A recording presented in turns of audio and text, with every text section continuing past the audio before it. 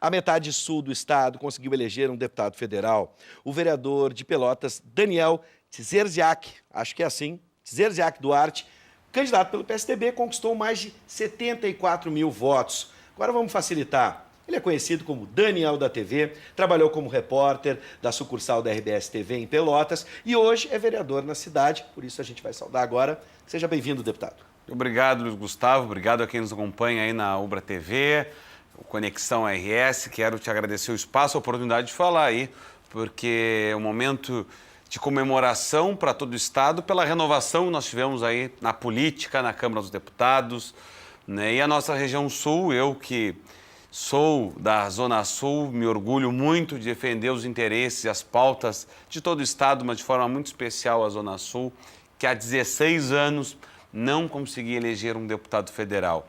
Então, muitas vezes as pessoas até vindo para cá, as pessoas dizem, mas tu é deputado? Eu digo, sou eleito agora, mas eu não te conheço. Porque normalmente a gente tem uma ideia que os políticos são esses políticos tradicionais, que a gente vê campanhas nas ruas, muita propaganda. E eu digo, a gente precisa renovar. E foi esse o motivo que me fez, eu costumo falar, pegar o controle da televisão, apertar no stop, parar um pouquinho com a comunicação, com o jornalismo e ir para a política, né? Essa foi a minha grande motivação de achar que a gente pode sim fazer mais, fazer melhor, ter novos nomes na política. E aí em 2016 fui candidato a vereador em Pelotas, fui o vereador mais votado de Pelotas e o mais votado do PSDB no estado do Rio Grande do Sul. Recebi a confiança de quase 7 mil pelotenses, foram 6.721 votos. E agora, um ano e meio depois de um mandato como vereador em Pelotas, fui convidado aí a ser candidato a deputado federal. Aceitei o desafio, entendendo que os interesses da cidade, da Zona Sul, da metade sul do estado, estão acima de qualquer nome, estão acima de qualquer sigla partidária. Sim. Fui candidato, eu acho que a gente tem uma amostra nas urnas, né, do domingo, das eleições do dia 7 de outubro, do que a população espera e o que a população quer. E foi dado o recado aí, eu tenho uma responsabilidade muito grande de representar o estado do Rio Grande do Sul todo, né? E de forma muito especial, como eu já disse, as pautas e as demandas que nós temos na Zona Sul em 23 municípios. Bom, agora a gente está convidando, né, deputados, deputadas, seja na Assembleia Legislativa ou na Câmara dos Deputados, que tem uma representatividade, que representam novas ideias e tem destaque, não só os mais votados, aqui a gente já recebeu o mais votado, Marcel Van Hatten, recebemos também Sebastião Melo do MDB, a conversa é plural, a gente recebeu Fernanda Melchiona, que já representa um outro lado, um outro espectro da política brasileira, e hoje a gente está te recebendo aqui, Fábio Osterman, não posso esquecer também, e hoje a gente recebe aqui por duas questões. Primeiro, a questão da renovação, como tu bem disseste agora, e depois a questão da Zona Sul do Estado. Vamos começar pela renovação. Essa renovação, você espera chegar lá, muita gente fala que vai ser um congresso diferente, né? Um pouco mais a uma linha ligada à direita. É isso que tu espera? Como é que tu imagina que vai ser o arranjo no Congresso, frente agora a essa disputa eleitoral que a gente tem para a presidência?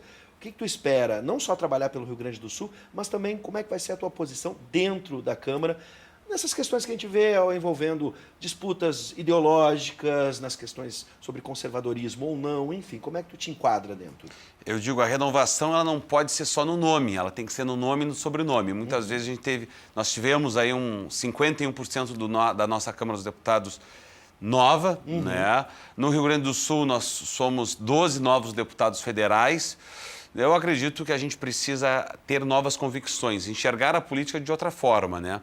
Muito acima de esquerda, de direita, de partidos políticos. Nós temos 35 partidos políticos no Brasil, é muito partido político. Eu não acredito que nós tenhamos aí 35 convicções, ideologias diferentes. Então, precisamos fazer as reformas necessárias. A reforma política, no meu ponto de vista, é essencial para que a gente pare e acabe com os partidos de aluguel, que é isso que fazem muitos partidos pequenos, partidos que fazem negociatas. Então a gente tem que trabalhar esse ponto e colocar acima de tudo, seja partido de centro, esquerda, direita, a gente precisa colocar os interesses da sociedade. A sociedade deu uma resposta. Nós estamos lá para representar a população. E o meu posicionamento, a gente vai precisar, obviamente, compreender como vai se posicionar a segunda maior bancada da Câmara dos Deputados, que cresceu imensamente, que é o PSL, entender como vai ser esse comportamento, que ainda é uma incógnita, eu acho que para muitos, vai depender muito também daqui a 11 dias das eleições do segundo turno.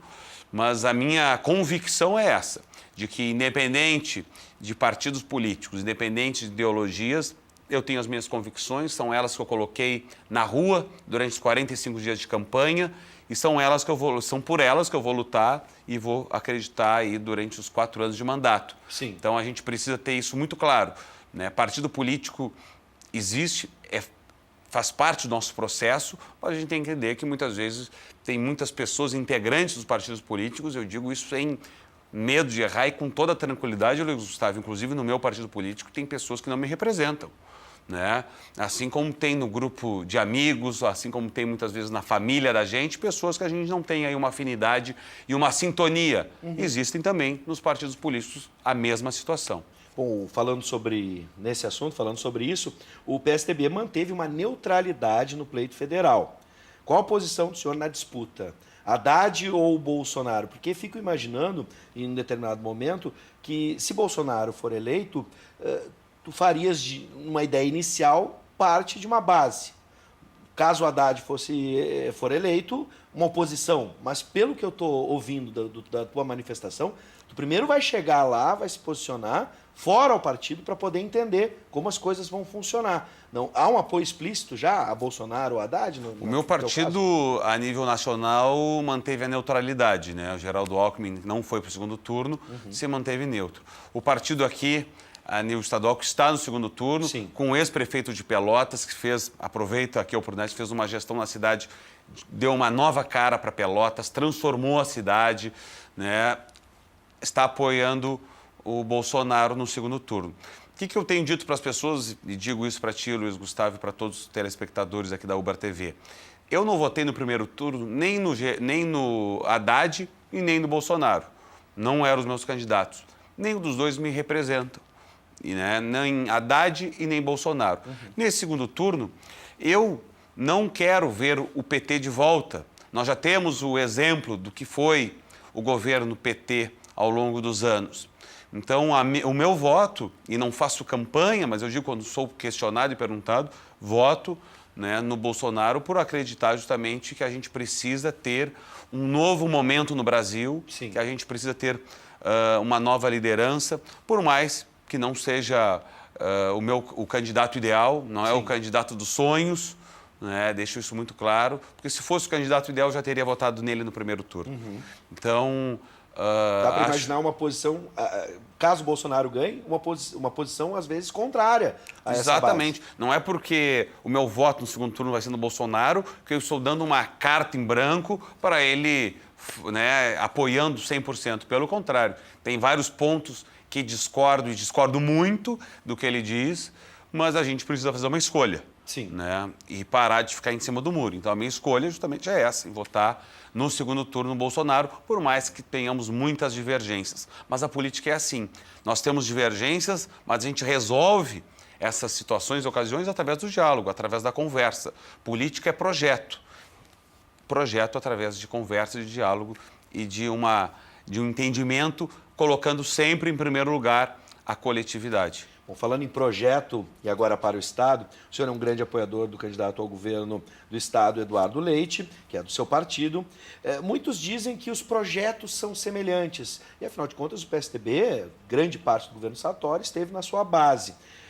Dá para imaginar, e tu pode nos dizer, o que tu enxerga de diferente nessa disputa entre os dois? Por que Eduardo Leite é diferente de Sartori no seu projeto?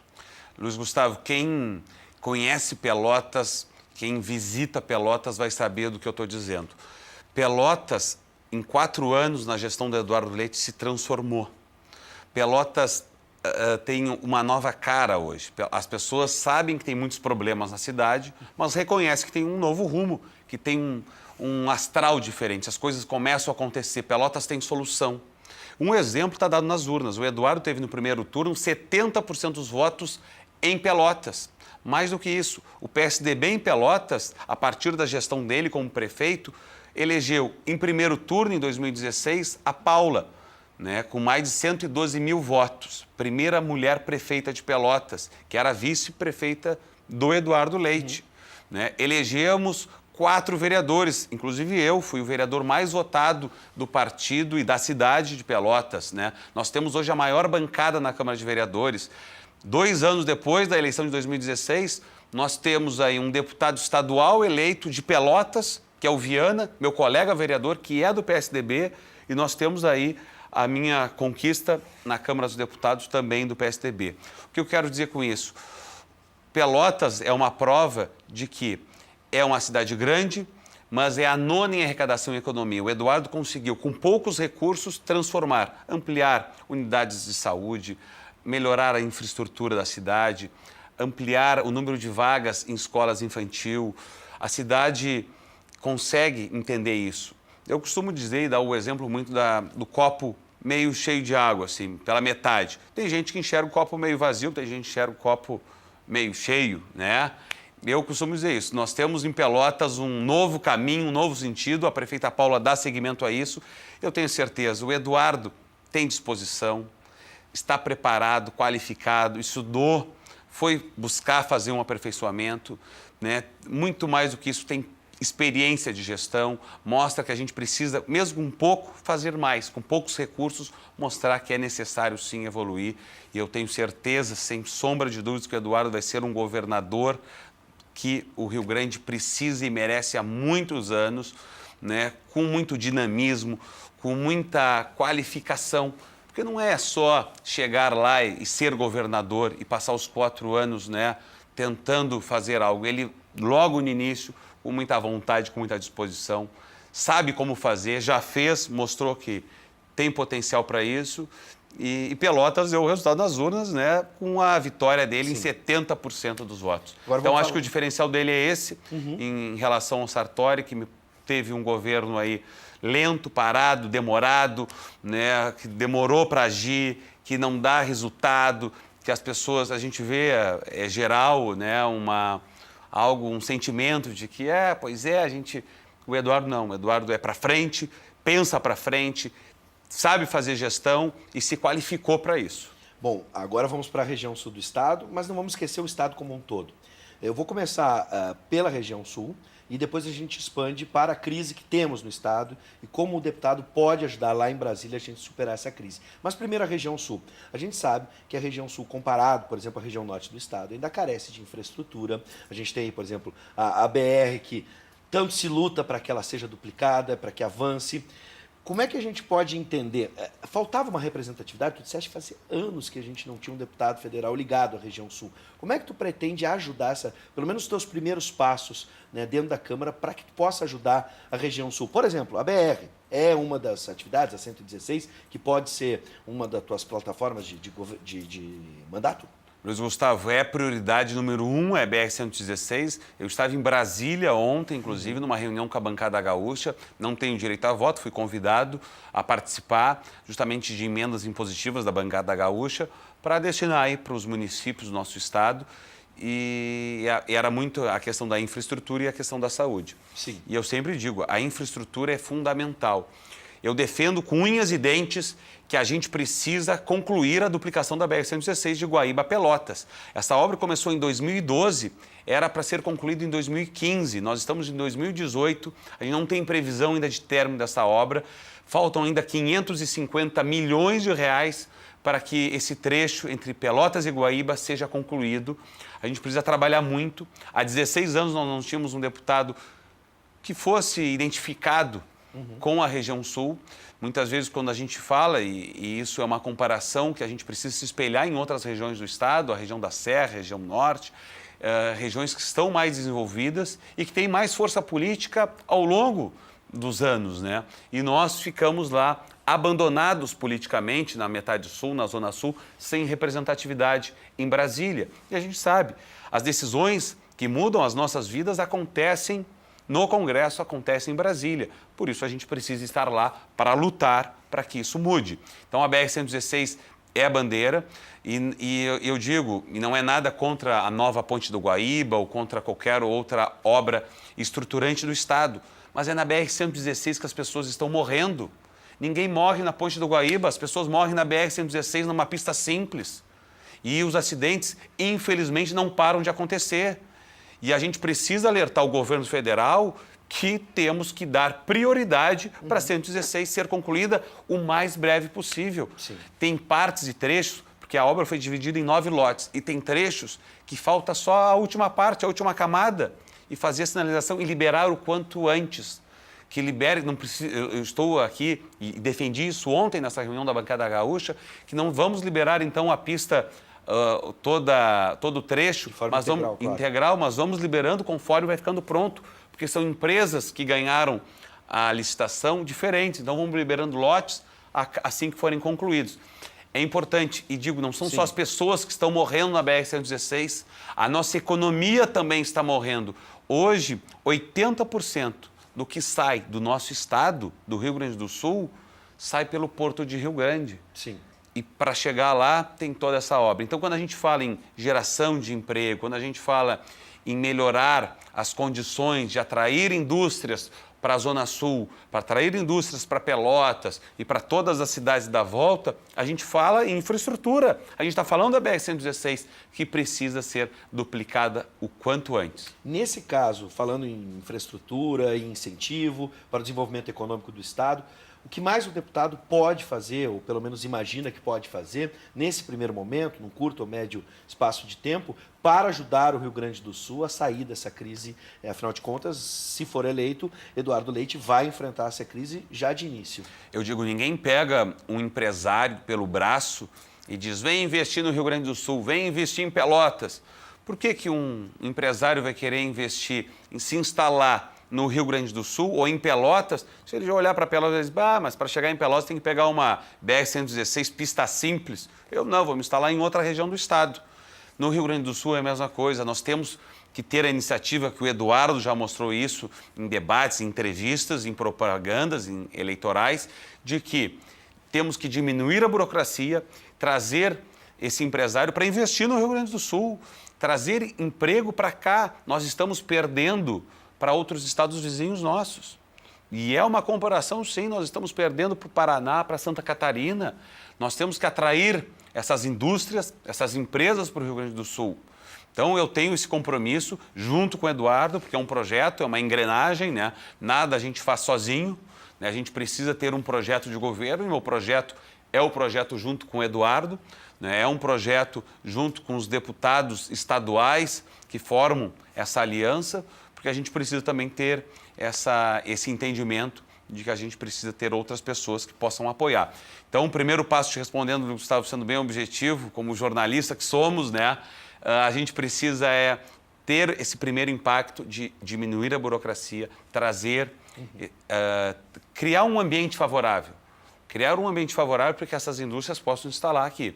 E, é claro, defendendo uma infraestrutura melhor. Senão, a gente vai estar espantando eles do Rio Grande do Sul e levando eles para outros estados e outras regiões. Bom, vou pedir informalmente para que o deputado me ajude. Para você que não sabia, Daniel Tzerciak.